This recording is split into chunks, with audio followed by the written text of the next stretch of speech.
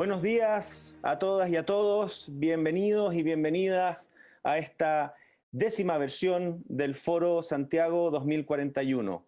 Como Facultad de Arquitectura de la Universidad del Desarrollo, junto a Siemens y junto a Enel, estamos muy orgullosos de poder volver a tener, luego de 10 años desde que iniciamos esta conversación, una nueva versión de este foro que trata de vislumbrar, adelantar y proponer las temáticas y los desafíos de nuestra ciudad, Santiago de Chile, hacia la celebración de sus 500 años de fundación en el año 2041. Agradecemos también a La Tercera, nuestro media partner, quien no solamente nos ha aportado con la visibilidad hacia la opinión pública, sino que también con esta plataforma de streaming desde la cual estamos transmitiendo a todo Chile y el mundo. Voy a partir con una breve reflexión respecto a lo que ha sido la historia del Foro Santiago 2041 en estos 10 años desde que iniciamos esta conversación, con una breve presentación donde primero entender el contexto en el cual estamos. Hemos vivido una serie de transformaciones y de shocks tan grandes en estos últimos años que decidimos renombrar el foro de este año como Recalculando la ruta urbana para la era digital. ¿Y por qué? Porque vamos a ver después que la crisis del coronavirus, el estallido social, la transformación tecnológica aceleraron un montón de procesos. Pero es interesante ver en qué estábamos hace 10 años. El año 2010, cuando hicimos la primera versión del foro, nos preguntamos cómo sería Santiago en 30 años más. Y es impresionante que ahora ya vamos a tener que preguntarnos en 20 años más. Pasaron 10 años, ya pasó una década, estamos casi llegando al primer cuarto del siglo XXI. O sea, ya no es que estemos pensando en el siglo XXI como una imagen de futuro, es una imagen de futuro presente. El 2011 comenzamos a medirnos y compararnos y nos hicimos la pregunta qué tan sustentable era nuestra capital y presentamos el Latin American Green City Index desarrollado por Siemens y The Economist Intelligence Unit en esa oportunidad. Luego, en 2012, nos desafiamos y vimos quién piensa Santiago a largo plazo. Hablamos de la gobernanza metropolitana, tuvimos intendentes, ministros, discutiendo respecto a cuáles debieran ser los fundamentos de lo que hoy va a ser la transición hacia una descentralización y la instalación de los gobiernos regionales con las elecciones que se vienen pronto. El 2013 tuvimos la presencia del presidente de la República y nos preguntamos cómo hacer de Santiago una ciudad más humana. O sea, 7 años antes del estallido ya estábamos poniendo el foco en las personas, en las necesidades sociales. El 2014 comenzamos a hablar de sensorización y cómo los sensores podían ser usados para entender el sentimiento de las personas en la ciudad. Y lo más notable es que el invitado de hoy, precisamente nuestro keynote speaker, Carlo Ratti, es el director del Sensible City Lab, el laboratorio de sensorización urbana de la Universidad del MIT. Por lo tanto, este es un tema también muy presente hoy. Y además instalamos el Premio Santiago 2041, donde premiamos distintas iniciativas, emprendimientos, proyectos municipales, tan bonitos como el Centro de Energía Sustentable de La Pintana o el proyecto Mapocho Pedaleable, que finalmente se ha ido consolidando poco a poco ya el 2014. El 2015 quisimos ver si Santiago aprobaba el examen en resiliencia y movilidad sustentable y también hicimos una entrega de premios a iniciativas ciudadanas. Y el 2016 ya estábamos avisorando el cambio de paradigma preguntándonos si Santiago era una ciudad compartida, cómo las nuevas tecnologías permitían empezar a compartir servicios, experiencias que antes eran más bien privadas, como el transporte, como el trabajo, etcétera. El 17, y recuerdo que Paolo estaba muy nervioso porque ese día jugaba Italia en un partido muy importante para el Mundial de Fútbol, nos preguntamos cómo Santiago podía llegar a ser una metrópoli integrada. Y el 18 avanzamos hacia lo que iban a ser los temas de la revolución energética y la movilidad. El 2019 nos puso a prueba a todos. Y en el caso del foro tuvimos que postergar y puso a prueba a uno de nuestros socios, Enel, que dio un ejemplo de cómo reconstruir, levantarse y compartir con la comunidad sin dejar de prestar un servicio tan crítico como es la distribución de energía, pese al estallido y la violencia que hubo. Y este año volvimos. Y este año volvimos no solo porque se cumplen 10 años de la instalación del foro, sino porque creemos que más que nunca se abren oportunidades enormes para proponer cambios y acelerar procesos. Y tuvimos una previa de esta conversación en mayo, una de las primeras experiencias de foros online. Y hoy día queremos profundizar un poco más precisamente en los efectos del COVID, del estallido social en nuestra ciudad. Y lo primero es constatar que el coronavirus impulsó la transformación digital, la empujó, la aceleró. Todos hemos vivido ya la experiencia del teletrabajo, aquellos que hemos podido mantener nuestros puestos de trabajo y podemos teletrabajar. Cómo explotó el e-commerce y se masificó. ¿Para qué hablar de los servicios de delivery, última milla? Cómo cambió la logística y cómo empiezan a surgir ahora otras vulnerabilidades, porque probablemente nuestra tremenda dependencia en el teletrabajo, en el e-commerce, van a hacer que la vulnerabilidad respecto a ataques cibernéticos sea probablemente el próximo virus. Y también nos exigió adaptarnos rápidamente. Surgieron nuevos hábitos, y esto es una foto dramática, donde se ve, ¿verdad?, el tema de la crisis cultural, de cómo se pone una máscara a una persona que su manera de ser, de vestirse y de expresarse no es compatible con ella. Pero también nos hizo innovar en muchos frentes. Nosotros como Facultad de Arquitectura tuvimos que adaptarnos rápidamente para poder seguir enseñando arquitectura presencial, remota y con distanciamiento social, implementando tecnologías que jamás habríamos soñado que iba a ser tan rápido hacerse. Por otro lado, surgieron también brechas evidentes, como es el caso de la necesidad de acceder a esta información para muchos estudiantes, y ahí prestamos capacidad, servicio, acceso a becas de internet, etc. Surgió también la necesidad del autocuidado, porque realmente apenas se empezó a abrir la ciudad, se cometieron muchos errores. Y también quedó en evidencia la inequidad urbana, en el sentido de que el transporte público, el transporte masivo, era un foco de temor al contagio, y estos diagramas del Centro de Data Science de la Universidad del Desarrollo, hechos por Eduardo Graels, uno de nuestros investigadores, muestran los patrones de viaje de las personas según su grupo socioeconómico, y la imagen del centro arriba muestra cuánto tienen que trasladarse las personas de escasos recursos para llegar a sus fuentes de trabajo. También puso en evidencia el hacinamiento. Recuerden que la caída del ministro Malenech fue cuando dijo que había visitado una casa donde hace 2 años vivían 10 personas y ahora vivían 100. ¿Por qué? Porque esas oportunidades de la ciudad no estaban accesibles para todos en zonas centrales. Se generó además una expulsión de familias que vivían de allegados por el temor al contagio, y aumentó en más de 20.000 las familias que viven en campamentos y tomas solamente en estos últimos 9 meses. Y también quedó en evidencia la relación entre vulnerabilidad y acceso a la salud. Y también el coronavirus nos permitió ver la importancia de la data y cómo la data convertida en información relevante para la toma de decisiones puede ser una herramienta potentísima. Este diagrama muestra el histograma de viajes en Santiago hecho con la encuesta Origen-Destino del año 2012. Antes había que encuestar a la gente y se veía, ¿verdad?, cómo claramente se muestra la hora punta de la mañana en el transporte, que es donde más posibilidades de contagio van a haber, y la ridiculez de que los viajes de trabajo, de estudio y otros coincidan todos en un mismo horario. Ya planteaba Carlos Ratti, nuestro keynote speaker, en una columna el martes pasado, en la tercera, cómo hay que aplanar esta curva también. Pero para aplanar esta curva hay que conocer la data. Y hasta ahora solo se tenía data, y esta es una animación de Red Santiago del año 2016, de los orígenes y destinos, puntos naranjos orígenes, puntos verdes destinos, 7:45 de la mañana en Santiago. Miren ustedes cómo las periferias se activan temprano y comienzan a llegar la gente a los trabajos, a los centros de servicio en el centro de Santiago, en el eje de Las Condes a Apoquindo.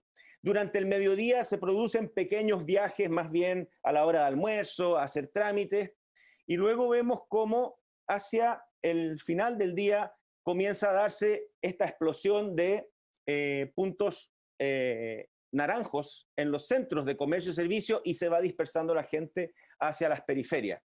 Son recién las 17:15, empieza la gente a salir de los centros de comercio. Miren a las 18 cómo explota esto.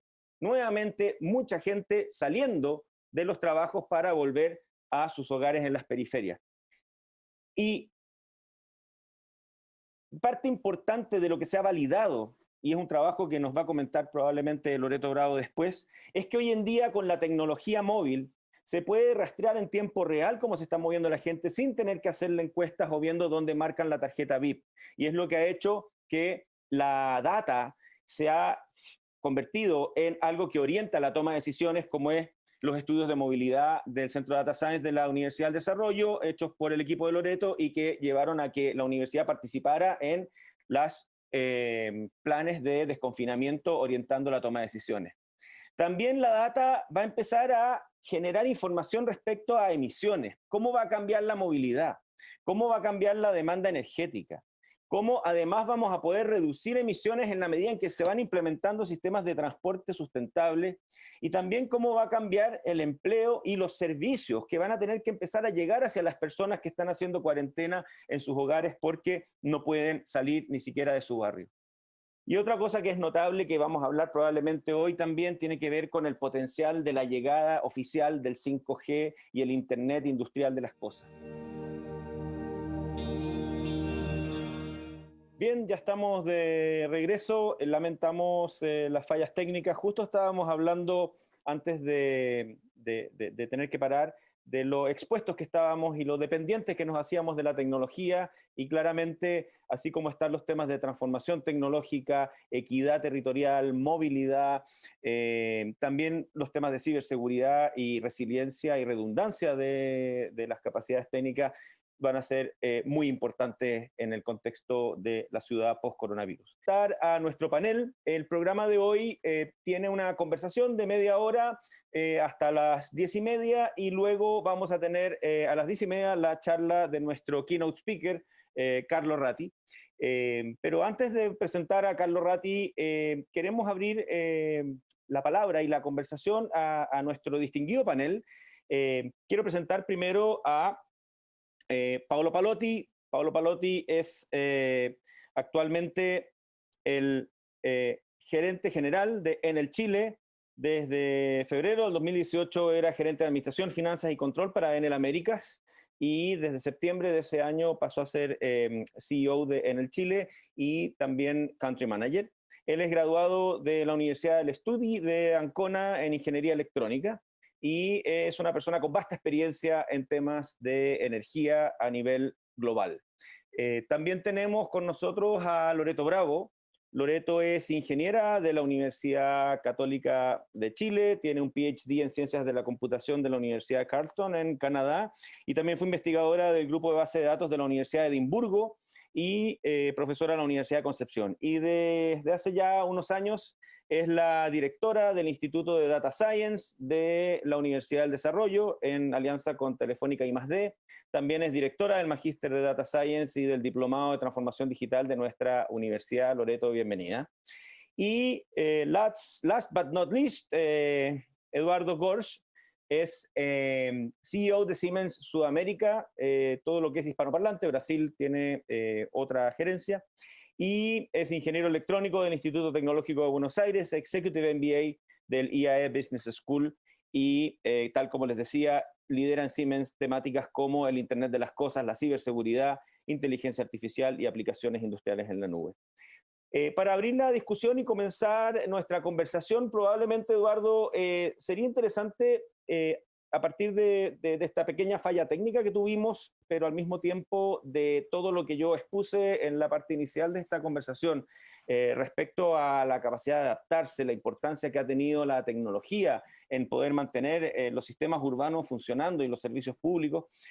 ¿Cómo es tu aproximación a lo que se nos viene en una ciudad post-COVID, en un contexto además de transición energética y también, por qué no decirlo, política a partir de todo lo que se viene luego del estallido y el proceso constituyente?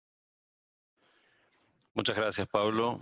Buenos días a todos. La verdad que Santiago sigue presentando pruebas de resiliencia, ¿no?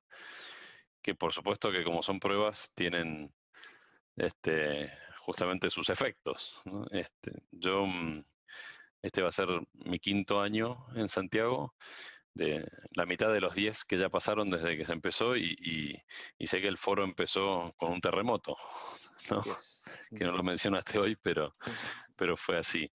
Y, y la verdad es que, bueno, lo más reciente que tenemos nos muestra la necesidad de esto. En realidad la tecnología ya está, después vamos a ver que también vienen mejoras significativas.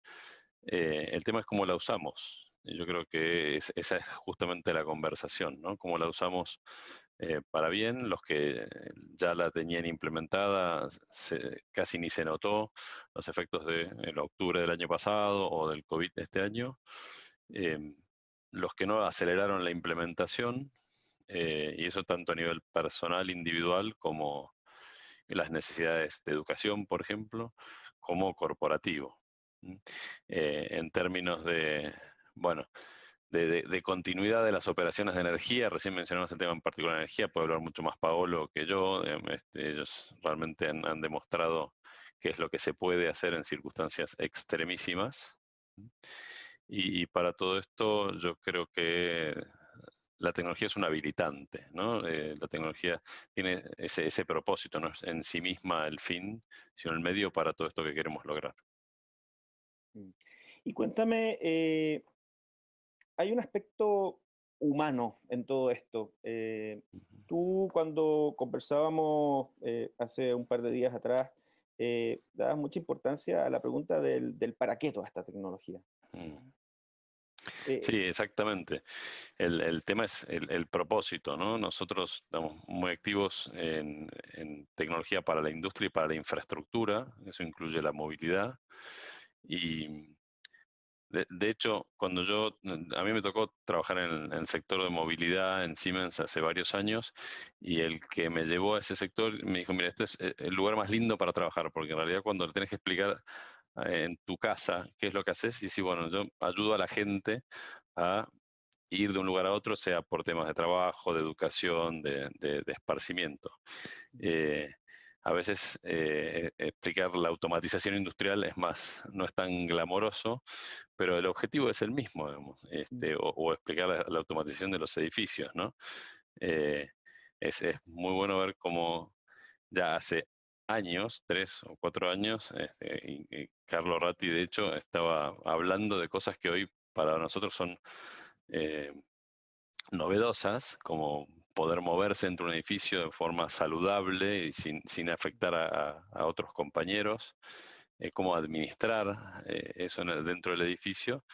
Y la verdad que cuando uno lee los artículos de 2017 es visionario, y yo creo que ni pensaba la situación en que estamos hoy. Por eso, cada cosita de tecnología que hagamos tiene que tener esa mirada, ¿no? De que siempre al final hay una persona. Oye, y en ese sentido, qué relevante es, yo recuerdo en uno de los foros tiempo atrás, el CEO de IBM dijo que la data iba a ser el petróleo del siglo XXI o el oro del siglo XXI, porque aquellos que pudieran convertirla en información iban a liderar. Y, y cuando tú hablas de lo reconfortante que era para ti trabajar en temas de movilidad, de cómo la gente se mueve, etcétera, qué impresionante ver cómo el trabajo de análisis de data, de procesamiento, de hacer las preguntas correctas, puede terminar eventualmente orientando la toma de decisiones de autoridades ante una crisis sanitaria para ver cómo se va moviendo y desconfinando la gente. Y en ese sentido, Loreto, quería preguntarte, ¿cómo fue para ustedes como Centro de Data Science, que estaban más bien preparando a la gente para la transformación tecnológica, que estaban haciendo algunas aplicaciones de cómo se movía la gente en la ciudad, en los centros comerciales, etcétera, y de repente aparece este país que grita, necesitamos luz, necesitamos que nos digan hacia dónde vamos, necesitamos saber cómo se mueve la gente, y esa data se convierte en información. ¿Cómo lo vieron ustedes? ¿Cómo enfrentaron este desafío desde el Centro de Data Science? Estás en mudo, Loreto. Ahí sí.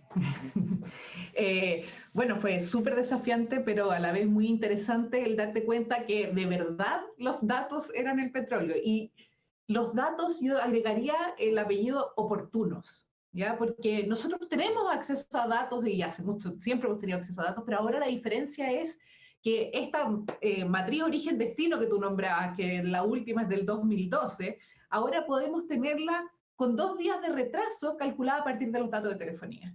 Entonces, en este proceso fuimos capaces, a partir de los datos anonimizados, ir midiendo cómo la gente se estaba guardando o no guardando en este periodo y cómo podíamos desarrollar distintas políticas en comunas para disminuir la movilidad. Por ejemplo, en el Ñuble trabajamos en detectar de dónde venía la gente a Chillán para poner servicios especiales en las zonas para evitar esos movimientos. Entonces, en este tiempo de cambio, donde tenemos calentamiento global, hemos tenido el estallido social, la pandemia, todos los cambios tecnológicos que vienen, los temas de ciberseguridad, se vuelve cada vez más importante el tener datos oportunos. Entonces, eso es lo que yo creo que tenemos que agregar, el apellido que me gustaría agregarle ahora para todo lo que es toma de decisiones en este mundo tan cambiante. Que no nos sirven los datos del 2012. Necesitamos los datos de hace un día, 2 días, no más. Oye, y en ese sentido, Paolo, ustedes como una empresa de servicios, Enel, ¿verdad? Distribución urbana, por así decirlo. Es interesante que hay una relación directa con el ciudadano de comunicarse, de orientar, de prestar el servicio pese a todas las dificultades. Me imagino que han habido cambios de demanda impresionantes porque zonas industriales que dejaron de producir, hogares que se mantuvieron demandando, etcétera. Y al mismo tiempo también la crisis del coronavirus nos tocó en un momento donde estábamos también haciendo una transición importante. Yo creo que un error de esa frase de que la data era el petróleo del futuro es porque el petróleo está quedando atrás y está comenzando a surgir la electromovilidad, la transformación energética, la descarbonización de la matriz. Y ustedes estaban avanzando fuertemente en esos temas. Recordemos que se iba a celebrar la COP en 25 en Santiago en diciembre del año pasado y lamentablemente se tuvo que trasladar a España, pero habían ahí una serie de iniciativas potentísimas que apuntaban precisamente a hacer la ciudad más eficiente, más equitativa, utilizando la tecnología. ¿Cómo ha sido para ustedes desde Enel enfrentar esta convergencia, por así decirlo, de fenómenos virtuosos y también algunos lamentables como el COVID, desde la perspectiva de una empresa de servicios también de tecnología urbana? Paolo. Buenos días, Pablo. Buenos días a todos. Sí, claro, este último año fue un año bastante complicado, pero no hemos parado de verdad a desarrollar lo que era el objetivo de la empresa, más que es un objetivo compartido porque el desarrollo, es parte del desarrollo del país. La transición energética de verdad es algo concreto en Chile, concreto porque Chile tiene todo el potencial para liderar este tipo de evolución, porque es una evolución concreta. Y también una situación muy complicada como fue en los últimos años, un conjunto de estallido social, de pandemia. Hemos seguido desarrollando lo que es una trayectoria que yo no pienso nunca va a parar, porque como destacó bien Eduardo, hoy la tecnología es un habilitador, está impulsando, y la ciudad es un ecosistema hoy que tiene, por su lado, Santiago es un ejemplo muy claro, por su lado es culpable de una contaminación muy fuerte, porque claramente hay una concentración de ciudadanos, hay un consumo energético muy elevado, energético en todo lado. Un porcentaje muy alto del Producto Interno Bruto de un país se consuma, especialmente ahora cuando hay un concepto de megalópoli en las grandes ciudades. Hay una emisión de gas de efecto invernadero muy fuerte. Pero todo esto tiene potencialidad. Y lo estamos viendo en Santiago, lo estamos viendo en Chile. Descarbonización de la matriz. Hoy estamos impulsando siempre más el desarrollo de las renovables. Está saliendo de la generación a carbón. Al 2022 no tendremos ninguna unidad a carbón. y está impulsando un cambio nell'utilizzo dell'energia en las ciudades, la movilidad sostenible, la movilidad eléctrica, un uso siempre más profundo e inteligente de la electricidad, uno switch desde la leña a una utilidad a la electricidad. Son todos componentes que permiten impulsar lo que son los cambios que, en primer lugar, mejoran la vida de los ciudadanos, tienen un nivel de calidad más alto, permite un nivel de calidad más alto y tiene un impacto sobre la salud. Tu recorrido fue muy impactante porque hemos visto todo lo que está pasando y la velocidad de este cambiamiento. Y también la necesidad social, la necesidad de salud es algo que se puede impulsar también con un cambio de la matriz energética. Y esos cambios, tal como dices tú, Paolo, son tan dramáticos que no solo nos van a afectar en esta fase, por así decirlo, profiláctica, en que hemos tenido que ponernos máscaras, escudos, tener distanciamiento, rayar la cancha y adaptar nuestras ciudades para evitar el virus, sino que también cuando empiecen a venir transformaciones más estructurales. O sea, cómo el mercado laboral va a cambiar a partir del teletrabajo, cómo eventualmente esta megápolis de las grandes ciudades van a empezar a reconvertirse porque mucha capital humano va a regresar a ciudades intermedias o ciudades pequeñas, ya sea porque es su ciudad de origen o buscando mejor calidad de vida, manteniendo su trabajo en los grandes centros urbanos, cómo van a cambiar los horarios y los patrones de viaje, cómo vamos a readaptar los espacios físicos. Obviamente es todavía muy incierto y esa necesidad de adaptarse es crítica. Y en ese sentido, Loreto hablaba de cómo utilizando data anonimizada de los celulares se puede tener información para orientar la toma de decisiones en 2 días y no necesariamente cada 5 años.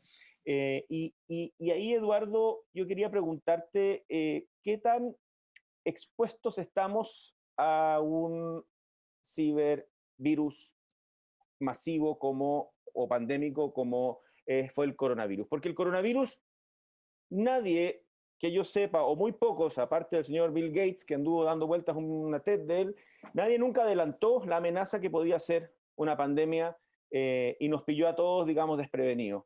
Y quería saber si eventualmente esta tremenda dependencia en data, en información, puede eventualmente caer en malas manos, puede eventualmente exponernos a una pandemia digital o tecnológica, peor tal vez incluso a la de la salud. ¿Cómo lo ven ustedes desde su experiencia en ciberseguridad?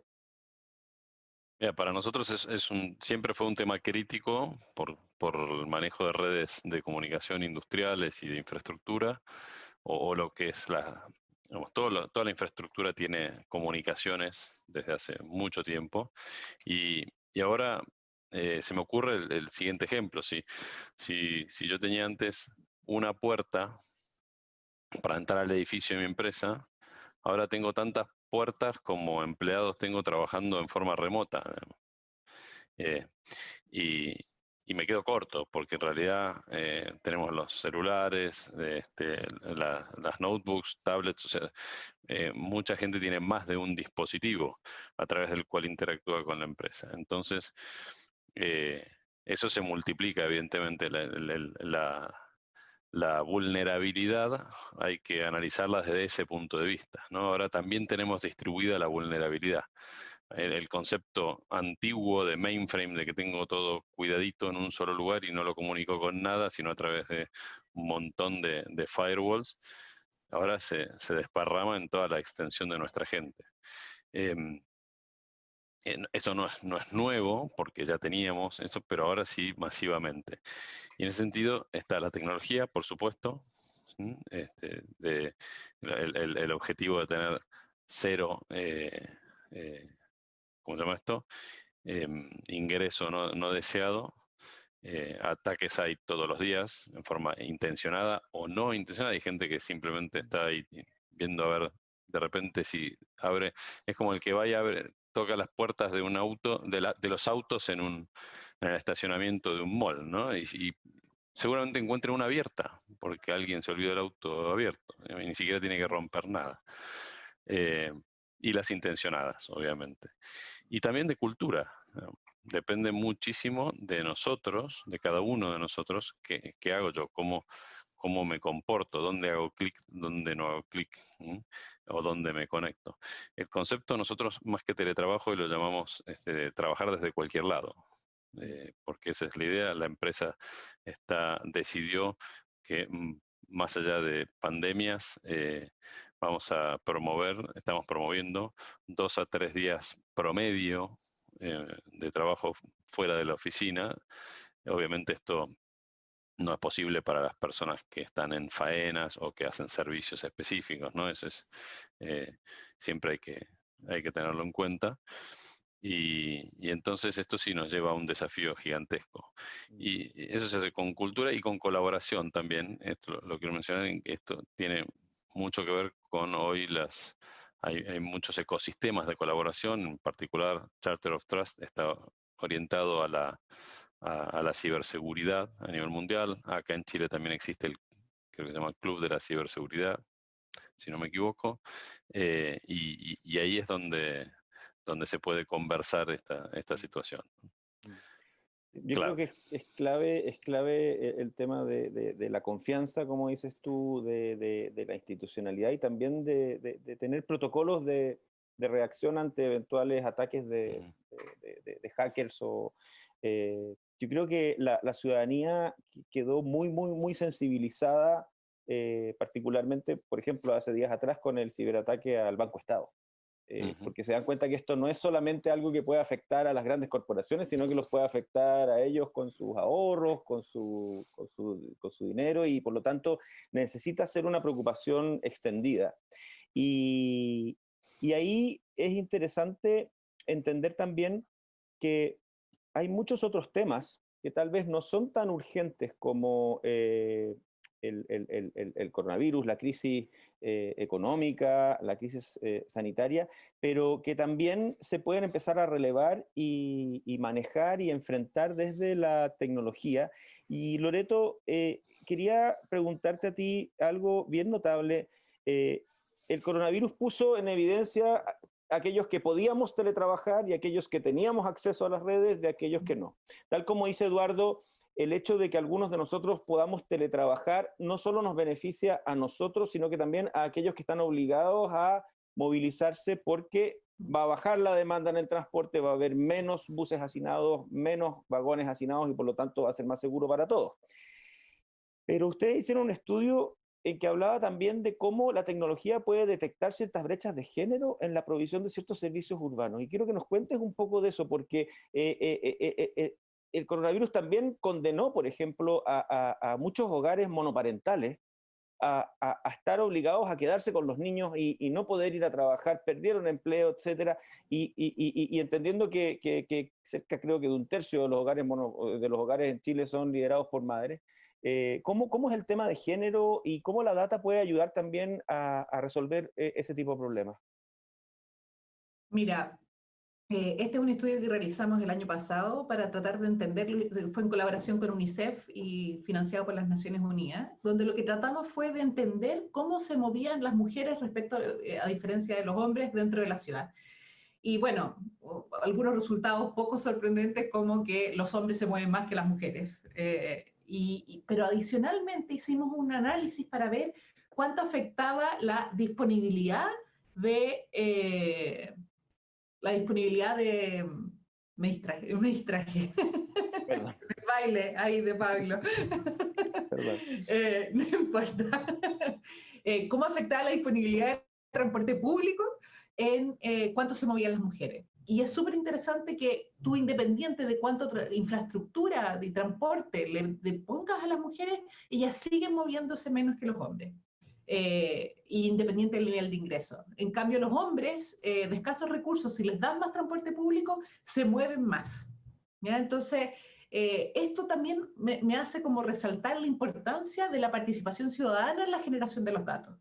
Yo creo que tenemos que poder complementar los datos que tenemos actualmente con información dada por los ciudadanos, ya sea, no sé, los ciudadanos pueden aportar en sistemas que les permitan colaborar entre ellos para generar comunidad, o que puedan participar generando soluciones, aportando en el proceso de toma de decisiones. y obviamente en la generación de datos que informen este proceso de toma de decisiones, como conociendo a los ciudadanos y sus necesidades. Y eso es clave, sobre todo cuando vemos que cada vez que bajamos una aplicación o que accedemos a cierta tecnología, se nos pregunta si queremos activar la ubicación, activar tal cosa, la cantidad de letra chica que hay en las distintas aplicaciones que uno simplemente no lee y en cierta medida, cómo también empezar a establecer, tal como decía Eduardo, ciertas bases de confianza para que aquella información que no compromete la intimidad ni la vida privada de las personas, pero que puede servir a muchas personas, puede estar disponible y generando esa data para orientar cosas como, por ejemplo, facilitar el acceso al transporte de las mujeres. Creo que son realmente temas que son más de fondo incluso que de forma y tienen que ver también con los procesos que vamos a empezar a vivir ahora. Paolo, cuando conversábamos antes de este encuentro, tú ponías un foco bien importante en cómo la ciudad y particularmente Santiago ha evolucionado en la tecnología y el involucramiento de los ciudadanos en las tomas de decisiones. ¿Ustedes han tenido experiencias notables de hacer algunos pilotos, por ejemplo, cuando estábamos empezando con el net metering, un piloto en Huechuraba para poner medidores inteligentes que generan data que no solamente, digamos, la de consumo? Ustedes tienen un involucramiento y me consta, digamos, con las asociaciones de consumidores, etcétera, y también porque prestan un servicio básico como es la distribución de energía. ¿Cómo ves tú la relación del ciudadano y el cliente con las empresas en este contexto de por un lado, nuevas demandas sociales, pero al mismo tiempo también mayor dependencia de estos servicios y por lo tanto que tienen que confiar también en ustedes? ¿Cómo ha sido esa relación? ¿Cómo ha cambiado en este tiempo? Estás en mudo, Pablo, perdón. Este tipo de relación claramente ha tenido una evolución bastante rápida con lo que hemos vivido en los últimos años, porque claramente los switch en un mundo siempre más digital fue una necesidad, un impulso. Claramente el cliente hoy, más que el cliente, el ciudadano hoy es mucho más digital que hace un año. Ha tenido un trend de aprendimiento muy rápido. Y por otro lado, claramente la empresa necesita adaptarse y tomar esto como una oportunidad, porque claramente hay un nivel de servicio que puede cambiar, puede aumentar, mejorar con una relación más directa. Claro, hoy el cambiamiento fue bajo condiciones un poquito diferentes, pero la base de esta tecnología ya estaba y se puede impulsar aún más, porque la digitalización de la red, la capacidad de entregar siempre más servicios digitales, es una capacidad que Chile, Santiago, necesito decir tenía, porque hoy hemos tenido, por un lado, una aceleración de las necesidades de los clientes y ralentizar un proceso regulatorio que necesita habilitar este tipo de servicio. Esto es, vamos a decir, un poquito la situación que está viviendo Chile, porque tiene todo el recurso necesario, todo el recurso natural para impulsar la transición energética. Tenía una base regulatoria muy más allá de los otros países de la América Latina para desarrollar de verdad, de manera profunda. No olvidamos que teníamos una norma técnica que dice al 2024 todos los lugares del país necesitaba ser con un medidor digital. Entonces, esto digamos, transiciones que podía anticipar los beneficios a los clientes, entonces crear nuevos servicios, desarrollar nuevas formas de relaciones, claramente se ralentizó. Se ralentizó en un contexto claramente ahora aún más complicado, con la pandemia, con la crisis económica, pero la base está.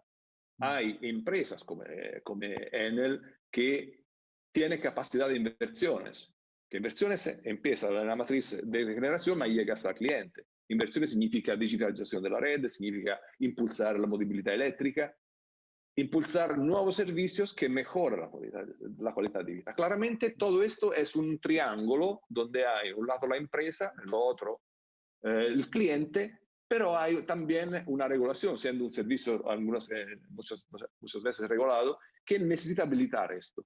Ahora estamos en este esfuerzo. Necesitamos impulsar un poquito más este momento para hacer que con un cliente que tiene su capacidad ahora de escuchar y de elegir los servicios que necesita. Una empresa que tiene toda la intención, toda la impulsar la entrega de los servicios, claramente se necesita un framework regulatorio, un encuadre regulatorio que permite de llegar y mirar del medio plazo, sin poner objetivos de corto plazo que claramente va a ralentizar este tipo de desarrollo. Lo importante es tener claro dónde el país se puede llegar, con todo el despliegue de la tecnología, con todo el impulso que puede llegar del sector industrial, efectivamente, cómo mejorar y salir también de esta crisis que claramente hoy está pegando fuerte el país. Y es notable eso, que lo hemos conversado también en algunas versiones anteriores del foro, cómo estas transformaciones están cada vez acelerándose tanto que hoy en día las principales brechas no son económicas, porque el financiamiento está, no son tecnológicas, porque la tecnología es cada vez más ubicua, cada vez menos costosa, sino que es más bien regulatoria. Y lo podemos ver desde temas tan increíbles como que ya llevamos 8 años con las aplicaciones de compartir vehículos, ¿verdad? Los Uber, los Cabify, etcétera, funcionando y prestando un servicio en algunos casos que no existía oferta de esos servicios, me refiero en las zonas periféricas, en ciudades regionales, y todavía no tenemos una regulación una regulación que permita que deje de ser alegal. Y lo mismo pasa, digamos, con otros frentes que van a empezar a surgir, como es el tema del delivery, por ejemplo, qué leyes laborales tienen estas personas que nos están abasteciendo a muchos de nosotros ahora que estamos confinados, etc. Estamos ya cerca de la hora de nuestro keynote speaker, Carlos Ratti, quien ya se conectó a la transmisión. Y antes de presentarlo, quería darles a cada uno el espacio para una última reflexión respecto a que si ya nos quedan 21 años o 20 años para celebrar los 500 años de la Fundación de Santiago, este es el 10º foro, es el 10º año, ¿cuáles ustedes creen desde su perspectiva son los principales desafíos que se nos vienen ahora en la contingencia y al mediano plazo desde el punto de vista de sus distintas plataformas como Siemens, como Enel y como Centro de Data Science de la Universidad del Desarrollo? Eduardo, ¿cómo ves tú o en qué vas a estar tú poniéndole toda la energía estos próximos meses y de aquí al 2041? Algo que la contingencia nos demostró, me parece a mí, es que se puede seguir haciendo e innovando durante, digamos, y quizá acelerado. Pero este año que vivimos es el año donde, para tomar 2 ejemplos nomás, donde concretamos ayuda, por ejemplo, con tecnología de automatización para respiradores construidos en Chile, ¿sí? Y eso sirvió, y así como en esta circunstancia puede ser, eso queda para largo plazo. Y no sé, ayer fui a cargar el auto eléctrico a una estación para probar Enex, con el cual tenemos un acuerdo, y me decía la persona, uno de los operadores ahí en la estación, que muchos vehículos de los que vos mencionabas, que son compartidos, se están yendo a esa, y pasan frecuentemente a cargar por ahí también. Él está haciendo un poco de estudio de mercado. Creo que eso llegó para quedarse y se hizo este año. A largo plazo creo que esas cosas tienen que estar acompañadas, y en eso vamos a trabajar nosotros por una transformación cultural interna de nuestra organización y en co-creación con los ecosistemas que que se vayan armando con nuestros clientes para justamente habilitar, para que la tecnología siga siendo un habilitante de esta transformación. Excelente. O sea, las palabras son clave. Transformación, co-creación, ecosistema social, clientes, empresa, notable. Loreto, ¿en qué van a estar ustedes ahora a partir de lo que fue esta experiencia este año y dónde van a poner el foco en Data Science, sobre todo pensando en la ciudad y Santiago? Yo creo que lo que es crítico es pensar en tener una infraestructura y gobernanza de datos que nos permita reaccionar rápido frente a las situaciones que vengan en el futuro.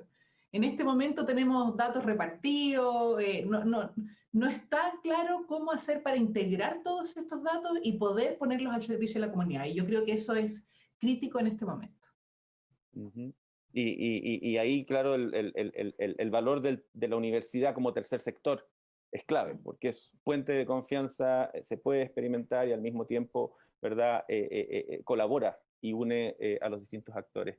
Y Paolo, para ir cerrando y presentando a nuestro invitado, y si quieres tal vez tú puedes hacer alguna confidencia respecto a lo que conoces tú de Carlo Ratti, ¿cuáles son los desafíos que ustedes ven? No hablamos del hidrógeno verde y todo eso porque si bien está en la contingencia, creemos que el foco está ahora en la ciudad, pero ¿cómo ves tú los desafíos para ustedes como ven respecto a Santiago y los próximos 20 años? Más que desafío, un objetivo es seguir impulsando una transición energética justa que llegue de verdad al cliente. Que todos los beneficios, todos los esfuerzos que se está haciendo para limpiar la matriz, mejorar el servicio, llegue de verdad al cliente, que el cliente lo entienda bien y que de manera pueda disfrutar, mejorar su calidad de vida y de verdad disfrutar lo que significa impulsar una nuova forma di energia, una nuova paradigma energético que permite de no dejar ninguno al lado, nel sentido que permite un acceso para todos a la energía, una energía limpia que puede disfrutar en su casa. Esto es de verdad el objetivo, el desafío, el objetivo y la velocidad que vemos este cambiamiento, soy seguro lo vamos a lograr mucho más antes de lo que esperamos. Y solo para cerrar una pequeña historia con Carlo Ratti, yo hablé con él en el 2014, hablando de Smart City. Smart City era el medidor inteligente, un poquito de controllo remoto sobre la red. Hoy, mirando a las ciudades, lo que puede ser la potencialidad de las ciudades, todos los datos que tenemos, cómo se puede transformar, qué significa, ya estamos en otro mundo. Y yo pienso, en 10 años estaremos otro más, un mundo aún más diferente. Entonces, aquí claramente la velocidad del cambiamiento, la innovación tecnológica es lo que está liderando toda esta evolución. Entonces, vamos a escuchar a Carlo Ratti con mucho interés.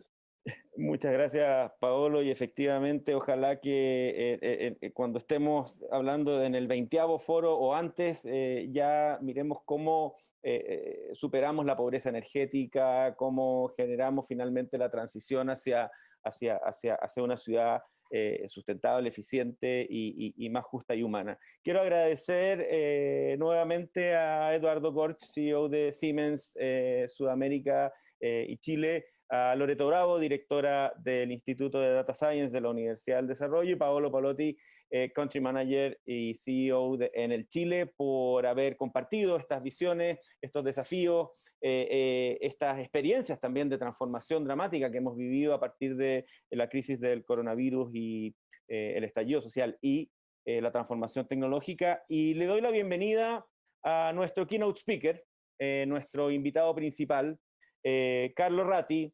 Es arquitecto, ingeniero, inventor, profesor, activista italiano que es docente del MIT, Massachusetts Institute of Technology en Estados Unidos, donde fundó y dirige el Sensible City Lab, el laboratorio de ciudades, de sensorización de ciudades, que es un grupo de investigación que explora precisamente cosas de las que estábamos hablando ahora, cómo las tecnologías están cambiando la forma de entender, diseñar y vivir la ciudad. Y también es socio fundador de Carlo Ratti Associati en Turín, en Italia, donde ha desarrollado no solo aplicaciones innovadoras respecto a arquitectura y diseño, sino que incluso destacó mucho hace unos meses atrás cuando se inició la crisis del coronavirus al desarrollar modelos tácticos para implementar pabellones sanitarios, ampliando la capacidad de los hospitales de manera, digamos, rápida y muy eficiente. Y para poder compartir con Carlos su visión de las ciudades, su visión de cómo la tecnología puede ayudar a estas transformaciones, enfrentar estos desafíos, es que contamos con su presencia. Carlos, muchas gracias por estar con nosotros. Para las personas que necesiten traducción, hay un botón en el costado del visor donde pueden seleccionar la traducción simultánea que vamos a tener de la presentación de Carlos.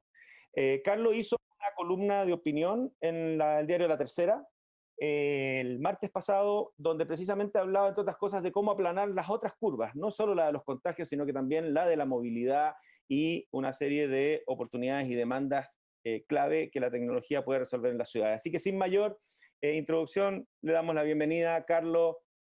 Welcome, and we're looking forward to your presentation. Hola, buenos días a todos. Voy a hablar inglés. I can speak Spanish, but not in a technical way, not for a presentation. So anyway, very good to be with you. To be honest, I was hoping to be with you in person. I'd love to, this is the best time of the year to be in Santiago, but I think that will have to wait until the end of COVID. So I'll share my presentation. Entonces les voy a And I'll keep compartir it mi quite short, presentación. so we can have more Es like a bastante discussion corta, all así together. que vamos a poder discutir Now, juntos, todos juntos después. Now, so let me just do full screen. Now, what I want to talk to you about is more broadly about natural and artificial. I will start with some of the things that were just mentioned about, what we discussed in La Tercera, in the op-ed Lo in que La Tercera discutimos a couple en of La days ago. Tercera, en But, esa columna que envié. An old dream of humanity En has todos been los sueños de to la start humanidad from the human side and se ha augment humans with technology. That's the whole con idea of el dominio cyborg. por This parte is humana de from la a few decades ago is tecnología. Donna Haraway, a well-known Donna cyber Haraway manifesto, but that's an old dream, hace muy how we can poco use technology to generó el augment us as cibermanifiesto. humans. Pero Now, lo que nos define somehow, como humanos es today, manejar esa that tecnología, y hoy situation, en the día hybrid esa situation between the natural and the artificial entre lo is natural y lo in great transformation, artificial especially in our cities. está In our cities, which retransformando was en mentioned nuestras just a ciudades. moment En ago, nuestras our ciudades se lo cities mencionó are becoming recién, intelligent in cómo different nuestras ways. ciudades se están The haciendo world of the internet inteligentes and the world of en the city, distintas the physical maneras, city, are converging. cómo The el internet is becoming internet y internet of los things, is requisitos de las producing ciudades están tons of data that we can convergiendo, use cómo in order se to run the producen city better, toneladas de to datos understand que it se better, pueden and estudiar to y design it analizar better. para diseñar And so mejor somehow, las respuestas de las we've ciudades. seen a lot in the Entonces, past en el decades and also pasado, centuries, this kind of vemos tendency que of se está moviendo hybridizing the esta natural with the tendencia desde artificial. lo natural By hacia lo the natural world and the artificial. artificial El world, mundo are natural y el very well mundo defined by artificial famous está book by muy Herbert bien Simon, definido The Science of por the Artificial. libros So, sobre we've looked ciencias at a y lot of sobre that, lo but today artificial. we can Pero also hoy go the other día way también around, podemos going from the ir artificial al world, revés, the world of desde lo our cities, of our artificial, buildings, of our desde factories, nuestras and trying to fábricas, hybridize it with the edificios y natural ciudades, world. para And llegar that al can mundo happen natural. in many Y different veamos lo que ways. está pasando de I maneras muy wanted to start from a very diferentes. old project, but it's related a Comencemos bit de to un what we proyecto discussed and bastante we wrote antiguo in La Tercera, sobre el which I cual thank hablamos very en La much Tercera, en esta for, columna for que their enviamos. hospitality and their Y organization. agradezco por la So hospitalidad y this la was actually a project, one organización of the de La first projects Tercera. we did was back in 2006. So En el now, over 15 2006, years ago. desde hace And this was 15 the años más o first time menos, ever that vimos we look at a big por city primera and vez en una analyze a gran lot of data in ciudad, real time to analizando understand los how the datos en city tiempo real y works. viendo cómo la ciudad And so that trabaja, hadn't been funciona. done yet at the time. Esto We exhibited this publicly at the Venice lo Biennale, big exhibimos exhibition about en una art and gran architecture in exhibición cities de in arte y Venice. It happens every arquitectura couple en of years. Venecia, And what en you la see here Bienal is de what we Venecia. set up was Y lo a que system to collect planteamos huge es amounts of que data in la Rome, ciudad especially data from puede cell phones recolectar un that had montón never de been done at the información time, desde los to celulares use en cell phone tiempo data to real understand, in real time how the city para works. ver We will cómo send all of that funciona to the una cloud. ciudad Well, en actually, tiempo real y subir esa 2006 it was información a kind la of nube. almacenando un montón de información allí y en tiempo real devolver esa información a la Bienal de Venecia para explicar lo que estaba ocurriendo en la ciudad. Les voy a mostrar aquí un momento de ese proyecto, que fue cuando Italia ganó la Copa del Mundo en fútbol. Este es el centro de la ciudad de Roma, ven el Coliseo, ven cómo se está moviendo y cómo se está llamando la gente, qué está pasando, y empieza el partido y nadie habla más. Luego viene el entretiempo, la gente se llama, el segundo tiempo y nadie se llama, y cuando termina con un gol de Zidane, miren lo que pasa, la ciudad, todo el mundo se mueve hacia el centro y celebra. Pero basado con estos puntos podemos ver que la ciudad se mueve. Esta es Lisboa, por ejemplo, y este proyecto lo hizo Pedro Cruz con el laboratorio de MIT respecto de Lisboa, y podemos mirar que la ciudad funciona como algo vivo, ya no es algo artificial. Usando GPS y celulares podemos tomar los datos y analizarlos. Aquí está lo mismo que estábamos viendo para hacer las ciudades más inteligentes. Estos los datos de los taxis en Nueva York. Mike Rupert tomó estos datos cuando fue alcalde en Nueva York. Se fija en el aeropuerto de Kennedy en Nueva York. Aquí está el aeropuerto abajo a la derecha. Y ven la cantidad de taxis que están a la espera de los pasajeros. Esto fue una investigación de una fundación que tuve el placer de trabajar con ellos y colaborar por una cantidad de años. Y nos preguntamos la siguiente pregunta: ¿cuántos viajes pueden compartirse en Manhattan?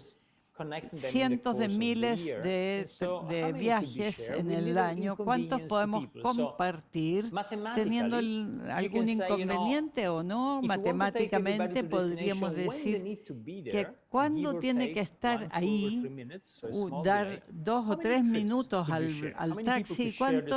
¿Cuántas personas podrían compartir el mismo viaje para reducir los viajes de taxi? Aquí pueden ver cómo se visualizó este patrón matemático. Y en Nueva York llevamos a todo el mundo a su destino cuando tienen que estar ahí. Tienen que esperar 2 o 3 minutos, nada más, pero hay miles de vehículos de taxis hoy en día. Y lo interesante fue que el proyecto comenzó con Uber, con una colaboración entre MIT y Uber. Y este pool de Uber todavía no existía. Esto permitió que más gente viajara en la misma dirección y compartiera su viaje. Entonces Uber empezó un servicio en todo el mundo. Ustedes hoy día tienen muchos de esos servicios en China, en Rabinab, en el sudeste asiático, etcétera. Y todos hicieron lo mismo. 2 o 3 viajes que se combinan en uno, porque uno es menos congestionante, menos contaminante en nuestras ciudades y además recoge personas por el camino que comparten. Entonces esto nos permite comprender las ciudades, analizar sus datos y pensar cómo la ciudad podría ser transformada en algo más eficiente, en algo que responde mejor a las necesidades de la gente. Voy a trabajar en este proyecto desde hace un par de años. Recientemente he trabajado en esto y también en otras preguntas que tienen que ver con Manhattan, tratando de resolver cuál es la flota mínima que necesitamos para Manhattan para que funcione bien. Y otro tipo de datos para ciudades o edificios. En este caso, en este proyecto que vimos en MIT, es casi como una ciudad miniatura. MIT en Cambridge, Massachusetts, en Boston, está en el área metropolitana de Boston. Y no se trata de movilidad, sino del consumo de energía. ¿Dónde está la energía siendo consumida y dónde está la gente? Y no hay correlación entre ellos. De alguna manera estamos calentando y estamos refrescando a un altísimo costo muchos metros cuadrados que no están siendo ocupados. Entonces podríamos mirarlo desde muchos ángulos, no calefaccionando o con aire acondicionado todo el edificio, sino dónde está la gente más bien. Entonces, fuera de MIT hay un ingreso principal donde la gente se para en la alfombra y puede generar una onda de calor, especialmente en invierno. Todos prefieren que haya temperatura, que esté calentito, pero es el primer experimento que hicimos y de ahí, no sé si aquí han escuchado música, probablemente, pero hicimos esta instalación en la Bienal de Venecia hace un par de años y desarrollamos un sistema de manera más sofisticada que se llama Collimated, rayos, vigas infra que generan estos calor donde hay gente.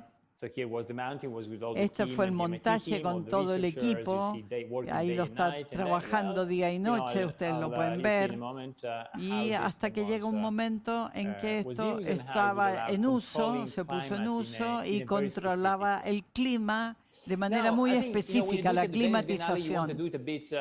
Los análisis se pueden hacer en forma extrema para mostrar el potencial, en forma muy visible, y aquí está lo que implementamos como el mismo sistema con burbujas de calefacción.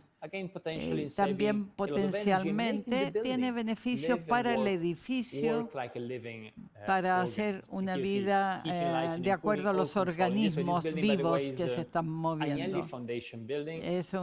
Este es del Foundation Building, es una fundación dedicada de la familia Agnelli, italiana, que comenzó a ver también estos elementos en el techo de los edificios que podrían controlar la calefacción y también el aire acondicionado. Esta es la parte histórica del edificio que se construyó hace más de 100 años y luego se expandió en los años 50. Aquí están las aplicaciones del edificio y también esta es la nueva parte del edificio, afuera y adentro, cómo se desconectan, cómo la naturaleza también surge de estos espacios exteriores y hay la tecnología que está trayendo, la tecnología está haciendo lo artificial, que el edificio se comporte como algo vivo, como algo que puede entrar y salir del edificio donde las oficinas están afuera y adentro. Otro proyecto, este es otro proyecto que ganó un proyecto de arquitectura, que usamos un proyector desde el centro de la habitación y lo proyecta en 360 grados y anima el edificio. Entonces todos los servicios pueden iluminarse, todas las superficies pueden convertirse en superficies donde se proyecta y donde se le ponen imágenes con un sistema que les hace seguimiento. Y cuando todo se apaga, es un lugar muy fácil de habitar también. Tiene un proyector al medio y todas las superficies pueden convertirse en una superficie viviente, viva.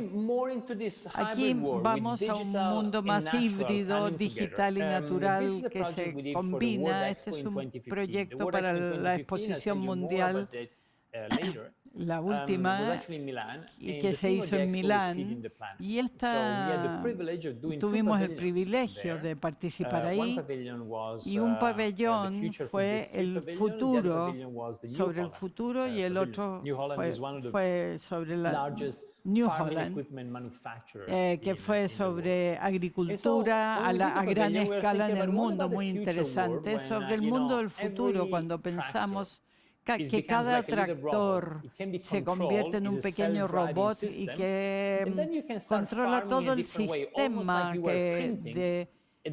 agrícola, como si estuvieras imprimiendo ese pedazo de tierra, como lo ven acá. Pueden decir que es muy interesante, pero ¿para qué quieres imprimir un pedazo de tierra? Si es que se preguntan sobre la agricultura en el siglo XX, era monocultivo. Pero no es lo que hace la naturaleza. La naturaleza no hace monocultivos. Usamos muchos pesticidas y químicos para el monocultivo, para mantener estos ecosistemas que no son muy resilientes. La resiliencia en la naturaleza es muy mixta y es de interacción entre muchas especies, pero cuando puedes controlar de una manera robótica con autos, con tractores, la forma donde vas a desarrollar agricultura, podrías retroceder y ir a algo bastante más similar a lo que hace la naturaleza. En nuestra competencia para el pabellón, les muestro un ejemplo de esto. La implementación, en este caso, se hizo por investigadores que vieron este campo. Imaginémoslo como dos momentos diferentes, con una carita que sonríe al medio.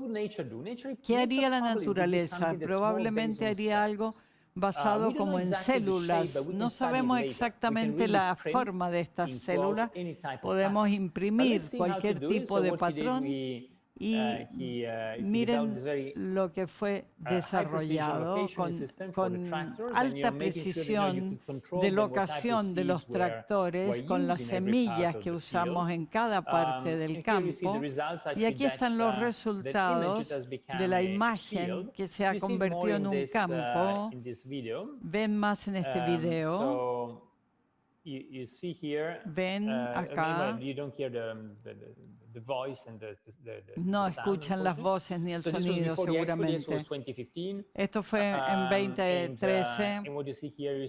Y aquí ven cómo se ve en la pantalla del computador, cómo era un campo impreso prácticamente, con cultivos, pero exactamente con la misma imagen que vimos antes. Lo ven mejor cuando el dron se eleva un poco, ¿no es cierto? Aquí lo ven mejor, con las distintas células, incluso las caritas sonrientes que vimos antes. Entonces, fíjense cómo la tecnología permite ver lo natural y lo artificial interactuando. Aquí ven el campo con los dos cultivos. De esta manera también les voy a mostrar lo que hemos investigado en relación a nuestro trabajo en MIT. Y nuestra oficina de diseño está en Nueva York. También actuamos en Italia, pero básicamente estamos en Singapur también y estamos viendo cómo la naturaleza podría estar mucho más cercana a donde la gente trabaja. Aquí hay un gran edificio y en este edificio una selva tropical suspendida que se convierte en un lugar de encuentro, en un lugar donde toda la gente que está en esta torre de 300 metros de altura y las oficinas de más altura son también de vivienda. Este es el centro de bosque tropical donde la gente se encuentra y estos son los distintos espacios que se pueden combinar. Les muestro un par de ejemplos más. Aquí hay una imagen de Milán, donde está el Palacio Real en Milán y el Duomo, en la Plaza del Duomo. Este es el pabellón que diseñamos para la apertura, el acto de apertura, para la Semana del Diseño en Milán, que es un gran evento en Milán de diseño y de arquitectura, que sucede cada año en Milán en el mes de abril, y este año por primera vez se canceló por el COVID. Hace 2 años, en el acto inaugural de la Semana del Diseño y Arquitectura, este pabellón, y usamos con tecnología y naturaleza combinada. Dentro tiene las 4 estaciones al mismo tiempo. Entonces recogimos energía del sol y transformamos la energía en calefacción y en aire acondicionado, de tal manera que pudimos asegurarnos de tener las 4 estaciones al mismo tiempo, desde la primavera con los árboles floreciendo, al verano con el calor húmedo de Milán, el otoño rojo y precioso, hasta el invierno con la nieve de Milán. No se los puedo mostrar por dentro, pero les quiero mostrar un par de otros proyectos. Esto fue en la Semana del Diseño de Milán, cuando trabajamos con nuevos materiales. Este es mycelium, que es una forma de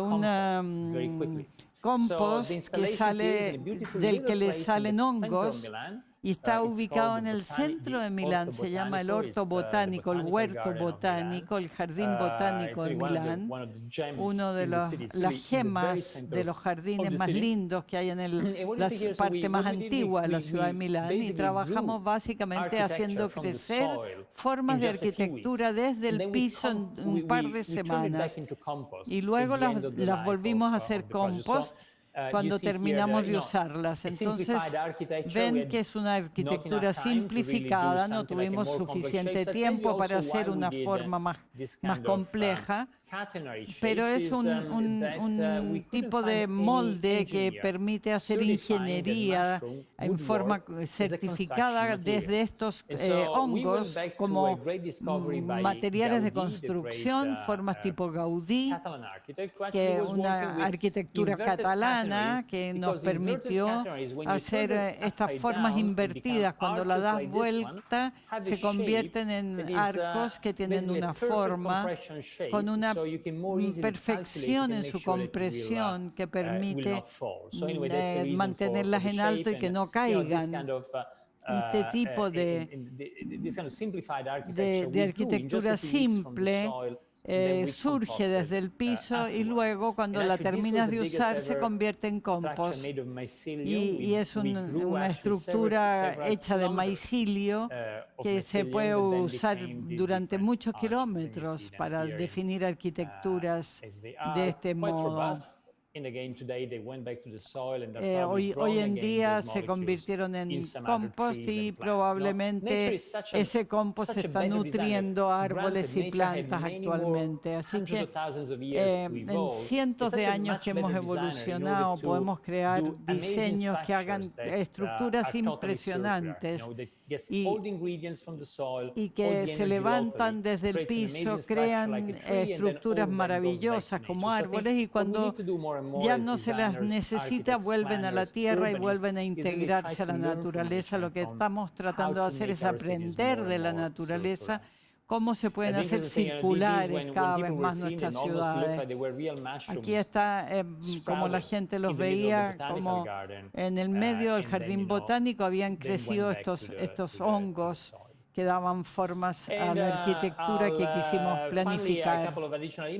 Y también hay un par de otras imágenes. Esto es el pabellón italiano en la Feria Mundial de Kuwait, con arquitecturas circulares. En Dubái ustedes pueden ver 3 botes, 3 barcos que llegaron y se convirtieron estos barcos se transformaron en el techo del pabellón, fueron para navegar por el mundo, por el planeta, pero se transformaron al llegar en el techo del pabellón, aprovechando esta circularidad como concepto arquitectónico, como un espacio evidente que siempre sigue viviendo, incluso después de la exhibición. Y quiero terminar explicando este pabellón olímpico, de las Olimpiadas en general, que son muy interesantes. Las Olimpiadas son muy interesantes porque obligan a ir un poco más allá. Es como una ciudad instantánea que hay que construir por ese momento. Es como un festival gigante que tienes que construirlo para 3 o 6 meses. Si es que fuera un tiempo más largo, son 6 meses. Y aquí aparece la posibilidad de los experimentos en la tecnología, en los materiales, en lo que queremos mostrar. Y corre los límites un poquito. Es un poquito como si quiero tener una analogía, como un hombre pájaro, como haces algo y luego desaparece, la exposición desaparece también. Las Olimpiadas es lo mismo. Hicimos en el 2008 una exposición en España, algo diferente en Milán. En cambio, fue algo con agua y el alcalde de la ciudad de Zaragoza vino a vernos, y nos dijo qué podríamos hacer para mostrar cómo podemos controlar el agua de mejor manera. Entonces pensamos en un espacio público que tuviera estas bombas y que se abrieran y cerraran los controles de acuerdo a un control artificial con materiales naturales, pero control artificial, de manera de establecer sistemas de control. Y si es que puedes, si te acercas a esta pared de agua, la pared te deja entrar y se hace a un lado el agua. Entonces, cuando fuimos a verlo, aquí está el pabellón, se fijan, pueden verlo.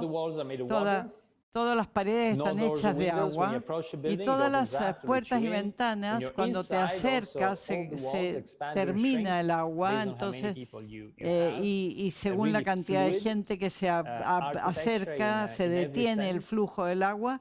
Y es arquitectónico en todo sentido. El techo está construido con una débil capa de agua, suave capa de agua, que la puedes ver cuando subes, y el techo se desplaza y puede darte más o menos espacio, puede bajar, y toda la arquitectura desaparece. Esperando que no haya nadie bajo ella, esperando que no aplaste a nadie. Entonces, en este caso hicimos un video, le mostramos el video y quisimos construirlo, pero 6 meses justo antes de la exposición, el Time Magazine nos dijo que era la mejor invención, la clasificó como la mejor invención del año, y se vieron con la necesidad de construirlo, pero luego alguien fue a la estación, perdió el tren porque estaba capturado por este muro de agua. ¿Qué estaba pasando? Aquí lo vemos en píxeles, con píxeles digitales, y los píxeles hacen que sea la luz la que crea el muro, y todo el sistema lo creamos y lo probamos en el edificio. Y lo que pasó una noche fue que todos los sensores que detectaban a la gente dejaron de funcionar, y esa noche dijimos, ¿qué pasó? El edificio continúa funcionando, pero no responde más a la gente. Y sí, lo que hicimos fue llevar a miles de niños, los niños gritando, moviéndose, fueron al pabellón a jugar un nuevo juego, que fue tratar que el pabellón interactuara y ellos saltaran sin mojarse. Hicimos ese juego, que fue muy importante como lección para nosotros, porque nos mostró cómo los arquitectos siempre usan lo que diseñan, pero hay realidades humanas, y cuando trabajas con lo artificial y lo natural y los límites entre ellos. Hay cosas más inteligentes que tienen que responder a esta convergencia, que son más importantes que los temas humanos que siempre nos sorprenden, y en este caso también nos sorprendimos. Esto era lo que quería compartir con ustedes en términos de nuestra exploración, en lo que estamos haciendo en MIT, lo que hacemos en nuestra oficina, la convergencia entre lo artificial y lo natural usando tecnologías digitales y inteligencia artificial, pero conectada con lo natural. Y quiero terminar con una pequeña historia, con un pequeño pensamiento, idea, porque sé que hay muchos estudiantes que nos están siguiendo en esto, y para nosotros los estudiantes están teniendo muchas dificultades, los de MIT, por el COVID, les cuesta encontrar trabajo por muchas cosas que han quedado congeladas, y quiero terminar con esta idea, esta pequeña historia que les puede dar alguna esperanza a los estudiantes que nos están escuchando. Y tiene relación con este hombre. Este hombre era muy conocido en el siglo XX. Su nombre fue Luis Barragán. Era un arquitecto mexicano, Luis Barragán, muy conocido. Aquí hay una escala muy linda que usó en su casa en México, y la gente sabe que Luis Barragán nació en Guadalajara, y en todos los años que construyó casas en Guadalajara no eran totalmente modernos, pero eran casas interesantes. Hay una interesante arquitectura en Guadalajara. Cuando fue a México, a la Ciudad de México, se produjo un boom de arquitectura, y él diseñó muchos edificios, pero no necesariamente produjo mucho y hizo mucho dinero. Pero en un cierto momento, Luis Barragán dijo, cuando tenía más de 50, estoy cansado de escuchar a mis clientes hablar sobre sus gustos. Estoy dejando a todos mis clientes. De ahora en más voy a ir a un solo cliente, que soy yo mismo. Y desde ese día él construyó solamente un tipo de casas, Casa Gilardi, unas pocas casas en Pedregal, un convento en la Ciudad de México, y se convirtió en el arquitecto más influyente de la segunda mitad del siglo XX. Ganó una serie de premios.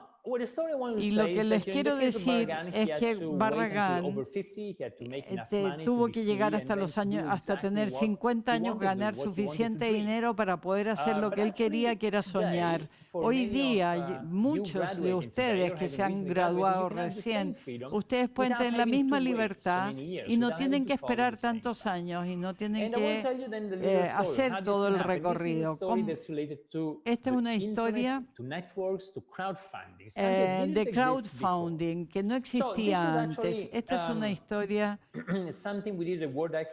que hicimos para la Expo de Milán, que no les había mostrado antes.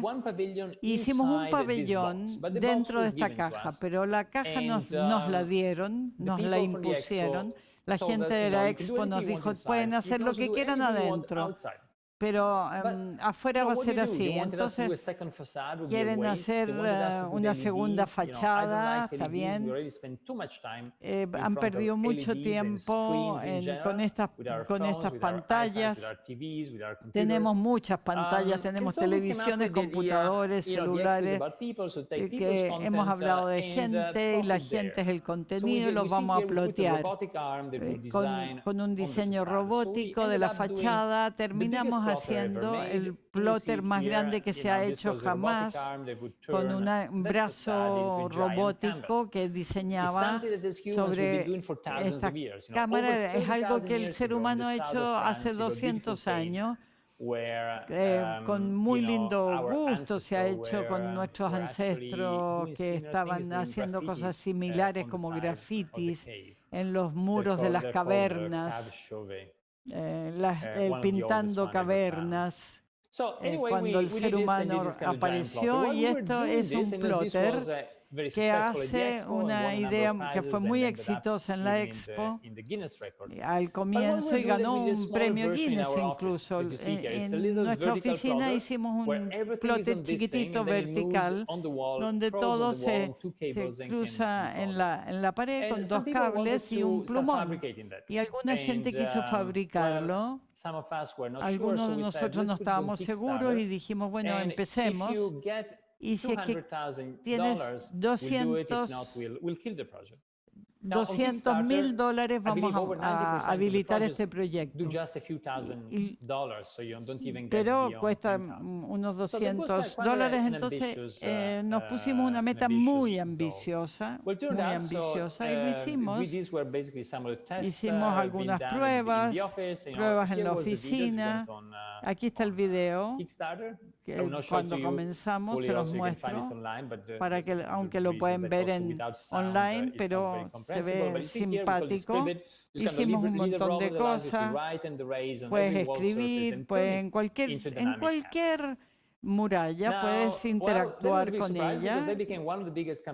Y fue una de las grandes campañas del año, de hace un par de años, y ganó $3 millones más o menos. Empezamos esta fábrica, entonces ahora tenemos este producto con un equipo que lo ha construido, que lo vende, que lo instala en la pared y que la gente, todas las horas hay gente que lo está pidiendo, que lo tuitea, que lo compran los artistas, que nos mandan, los artistas globales nos están mandando sus trabajos, desarrollando contenido original. Ustedes ven aquí que los artistas de tatuaje también lo están probando. En fin, podemos desarrollar nuevos contenidos, no aportando más pantallas en nuestras casas, sino que usándolas de distintas maneras. Acá hay otro proyecto que hemos puesto online, que es usar, como Barragán lo hizo, usar la red. Como Barragán, tomemos un solo cliente nosotros mismos, usemos el Internet y hagámoslo con personas que nos pueden financiar, que nos pueden aportar. Si es que es una buena idea, van a encontrar una comunidad que los apoye y que les permite construir una nueva realidad. Esto es lo que les estoy hablando a los estudiantes, sobre todo que me están escuchando hoy día. En vez de esperar como Barragán hasta que tengas 50 años y tengas mucho dinero para lograr tu libertad, empiecen desde el comienzo. Primero sueñen y luego encuentren el cliente. Quizás online hay cientos de personas, miles de personas que si ven una buena idea van a apoyarla. Esto era lo que quería decirles, y para terminar, creo que tenemos un poquito de tiempo todavía y me gustaría mantener una conversación sobre estos temas, si es que a ustedes les parece. Muchas gracias, Carlos. Una completa, impresionante y comprensible presentación que nos diste en un tiempo tan cortito.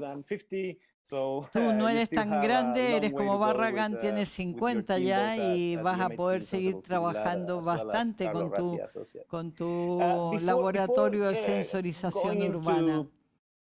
Antes de meternos en algunos temas, me gustaría profundizar contigo respecto a la presentación, porque me pregunto qué pasa con el proyecto CARE.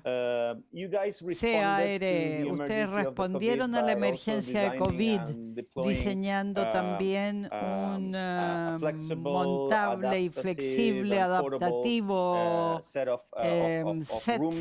de habitaciones para aumentar la capacidad de los hospitales que atienden a pacientes con COVID.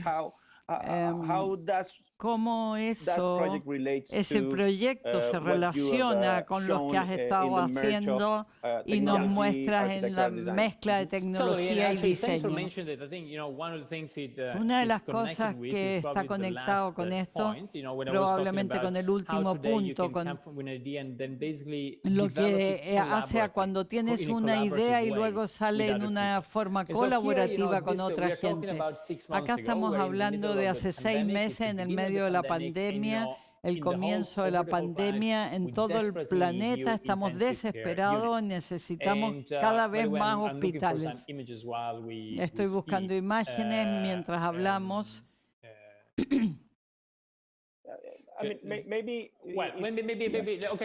Bueno, vamos a tratar de encontrarla. Me va a tomar un par de minutos. Pero déjenme decirles que ¿cómo respondimos? Piensen en el virus. El virus es un código genético que está atacándonos. Y la manera que tenemos que responder no puede ser la forma estándar. Tiene que ser, eso es demasiado lento, la forma estándar. Tenemos que responder de forma rápida. Y hay una sola forma de hacer algo muy rápido. Todo tiene que ser open source. Open source es una metodología que viene del software que es muy interesante y que desarrollamos hace un par de años. Open source arquitectura se ha publicado bastante, publicitado bastante y trabajamos con open source para discutir con Alejandro Aravena, por ejemplo, el arquitecto chileno extraordinario.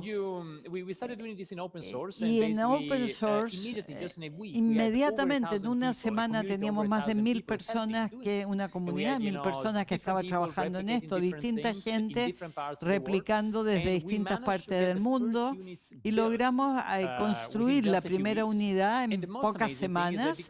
Y lo más impresionante es que todos los diseños están disponibles online. Ahora tenemos una comunidad con mucha gente que los distribuye en todo el mundo.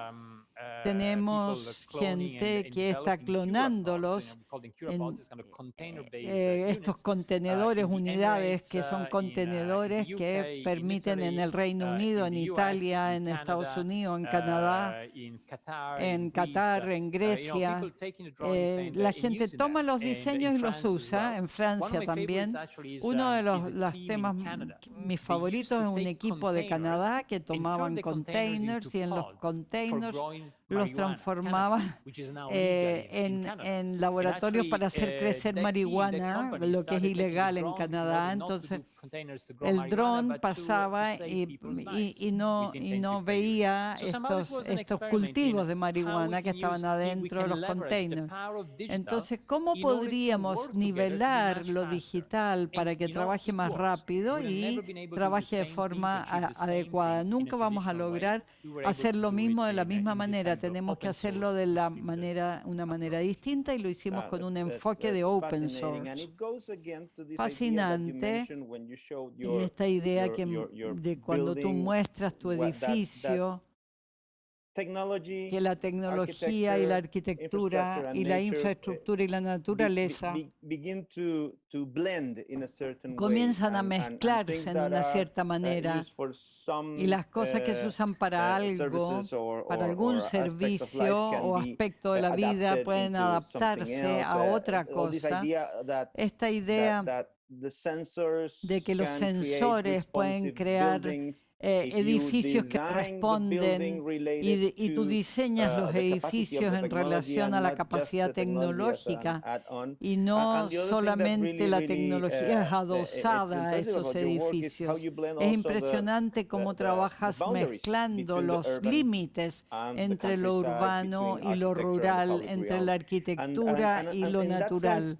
En ese sentido, estaba muy sorprendido por lo que has mostrado de imprimir el campo y cultivar distintos cultivos y trabajar con los efectos secundarios que crean los monocultivos, dado que Chile es un país como Italia,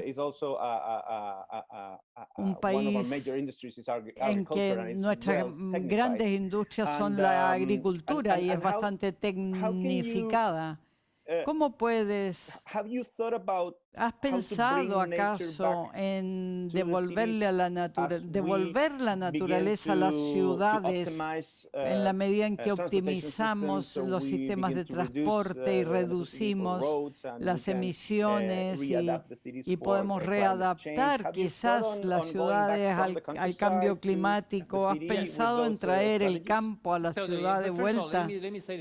Déjame decir que estoy totalmente de acuerdo con lo que estás diciendo desde el comienzo. Creo que ha comenzado una coevolución entre lo natural y lo artificial, y que si piensas en el problema de las antropociudades, nos ha llevado a condiciones críticas hoy día en términos de cambio climático y desafíos que impone esta situación. Es una actitud de luchar entre lo artificial y lo natural, como si lo artificial fuera opuesto a lo natural. En Francia, la principal visión que hoy se tiene es especialmente en la pre-evolución, que se llama aménagement du territoire, que quiere decir manejo del territorio, y no se pueden hacer caminos sin una gestión adecuada del territorio y lo que está fuera de las ciudades, y este es un enfoque que está basado en esta contradicción entre lo artificial y lo natural. Hoy día tenemos que pasar a una coevolución como concepto que complementa lo artificial con lo natural, que es muy interesante porque las ciudades se construyen con arquitectos, pero consumimos el 75% de la energía del planeta en las ciudades, de manera que el planeta podría ser mucho más sustentable si lográramos compatibilizar lo construido con lo natural. Y en Chile también la diversidad del campo obliga, como en Italia, que el año pasado estuve en Chile, por ejemplo, y fui hasta la Patagonia. Estuve unas semanas y visité una cantidad de parques naturales y áreas de conservación en la Patagonia, y me gustó mucho el país. Entonces, volviendo a lo que dices, el objetivo de la arquitectura hoy día es cómo podemos volver lo natural a nuestras ciudades. Nuestras ciudades se expanden destruyendo la naturaleza que las rodea. Y nuestras ciudades ya son, en muchas partes del mundo, están siendo grandes espacios que debiéramos devolver a la naturaleza. En París se están haciendo muchos proyectos de este tipo y no podríamos cultivar todas las verduras que necesitamos dentro de nuestra ciudad. Pero algo muy importante desde muchos puntos de vista, mis colegas lo dicen, es la biofilia, que es la sensación que tenemos en la naturaleza, donde nos sentimos mucho mejor. En Milán, con la Fundación Prada, hemos tenido todas unas viñas que suben por los edificios y que estamos construyendo en Milán. No los puedes reproducir, no es lo mismo, no son los mismos vinos que producen en Colchagua, pero son algunos pedacitos de lo que hay fuera de la ciudad, dentro de la ciudad, para hacerlas más vivibles y más agradables. Muchas gracias, Carlos. Cuando nos relata sobre la importancia de las ciudades como forma de trabajar respecto al cambio climático y consumir y producir energía de otro modo, de maneras más compatibles con la crisis ambiental. ¿Cómo ven el rol de compañías como Enel o Siemens, que han cambiado su enfoque que no están construyendo máquinas o buses o trenes, no están simplemente generando y distribuyendo energía,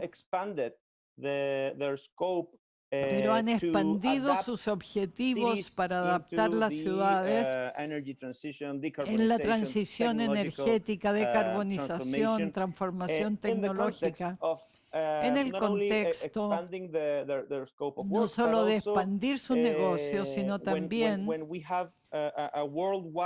cuando tenemos un llamado mundial para justicia social y un nuevo pacto social, como es en el caso de Chile, que tenemos una discusión constitucional. No te quiero llevar al campo de lo político, pero ¿cómo ves la innovación, la tecnología y las compañías como estas, Enel y Siemens, en este enfoque holístico? Sí, lo conozco, creo que es muy importante.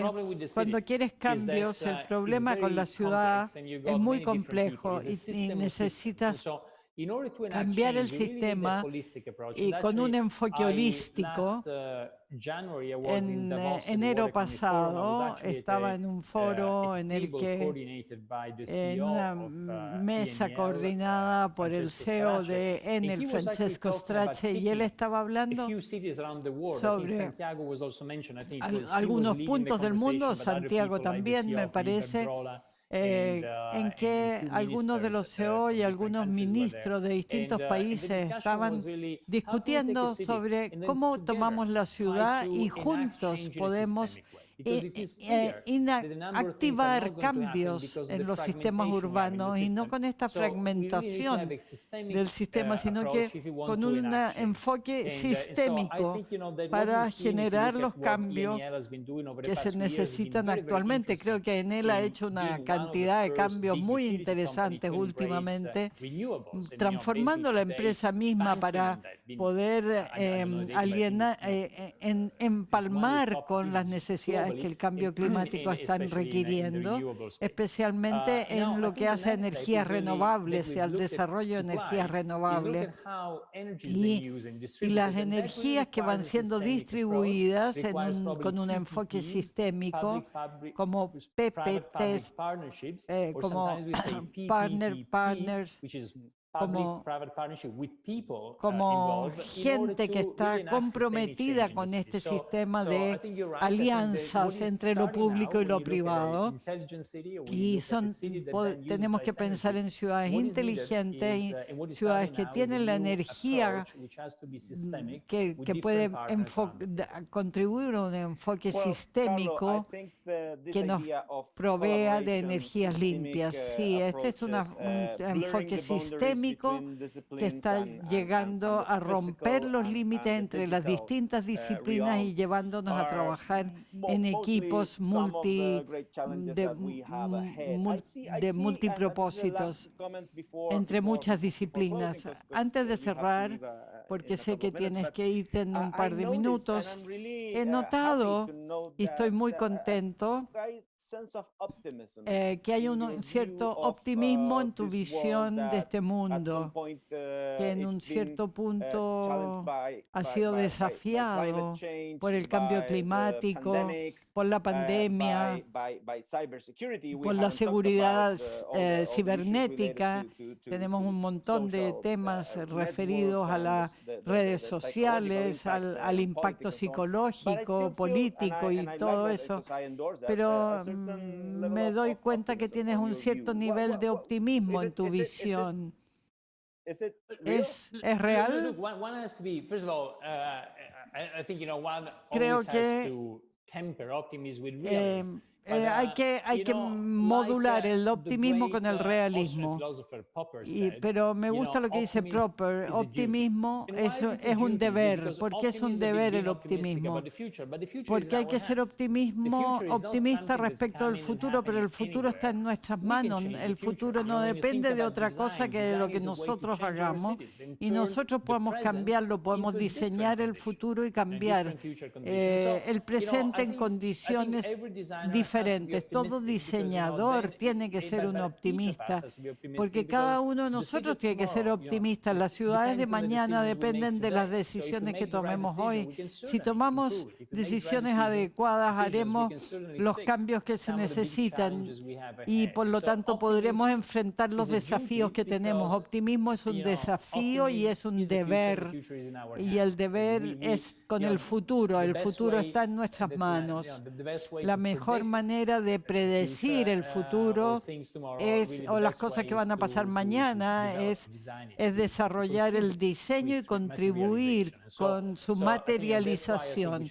Por eso todos nosotros debiéramos ser optimistas. Gracias, Carlos. Es una manera muy buena de enfocar el futuro. Vamos a tener que rediseñar nuestras ciudades, rediseñar la manera como nos relacionamos y cómo nos relacionamos entre la gente después de que superemos esta situación de pandemia que ha impactado la historia de la humanidad. Voy a tomar la cuarta P como una de las cosas de tu presentación. Esto es también sobre público, privado, asociatividad con la gente. Entonces, me gusta tomar esta idea de que el diseño puede ayudarnos a lograr los objetivos que la sociedad tiene. Gracias, muchas gracias, Carlos, por tu tiempo, por tu visión. Me encantaría que vuelvas a Chile, a la Patagonia, o a tomar vino, o a la Universidad nuestra del Desarrollo. Y a nombre de nuestros amigos de Siemens, de Enel y La Tercera, te agradezco mucho por haberte sumado en este foro y poder mirar cómo Santiago se adapta y cambia para ser una ciudad que pueda lograr cambios importantes en sus 500 años desde su fundación el 2021. Gracias, me encantaría verlos en forma presencial la próxima vez que nos volvamos a reunir. Gracias, muchas gracias. Por habernos acompañado en esta 10ª versión aniversario del Foro Santiago 2041. Agradecemos a La Tercera, nuestro media partner. Agradecemos también a Eduardo Gorch de Siemens Chile, a Paolo Palotti de Enel Chile y Loreto Bravo del Centro de Data Science de la Universidad del Desarrollo por habernos acompañado en esta conversación sobre los desafíos de Santiago hacia el año 2041. Muchas gracias, cuídense y nos vemos el próximo año.